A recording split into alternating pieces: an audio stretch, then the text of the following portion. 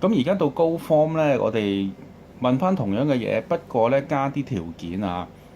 譬如 sin theta 等於2/3，咁我哋知道咧 theta 咧其實唔單止可以喺第一象限一個鋭角，因為對於 sin 嚟講咧，第一象限會出到正數啦。除此以外咧，第二象限都可以出到正數。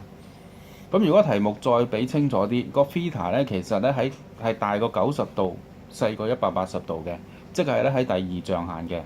咁我哋揾 cos theta 又等於幾多咧？咁嗱，做呢條嘅時候咧，我哋可以用翻低 form 嘅時候嘅技巧，就係畫公仔。咁但係我哋唔需要真係咧去畫一個角咧係喺第二象限嘅，唔需要咁樣。我哋用翻呢個鋭角三角形，用翻呢個三角形。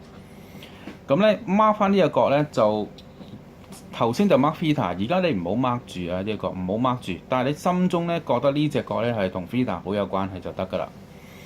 同樣道理，嗱2/3將呢個資料咧用翻圖像表達咧，即係話對角啊、對邊啊、對住隻角嗰條邊啊，呢個係2，斜邊係3，同剛才一模一樣嘅。咁用畢氏定理咧揾出呢條邊係開方根5嘅。嗱，呢個三角形咧就係一個輔助嘅三角形，係幫你解決呢一條數嘅。點樣解決咧？嗱，睇翻 cos theta。嗱，心目中你當呢個同 theta 好有關嘅嘢，但係呢個你知道呢個唔係 theta，原因 theta 喺第二象限嘅，係一個鈍角嚟嘅。但係呢度咧係一個鋭角嚟嘅，咁呢個肯定就唔係 theta 啦。但係我哋可以透過呢個幫我哋揾啫。當呢個真係好似 theta 咁，一睇呢個三角形咧就係底邊啊 cos 啊嘛，就係底邊 over 斜邊，所以呢一個係開方根5/3。嗱，咁寫就錯，未完嘅。你要考慮埋咧，最終考慮埋多一步嘅啫，比初中我哋多少少嘢，而家高中啊多少少嘢，就係定正負。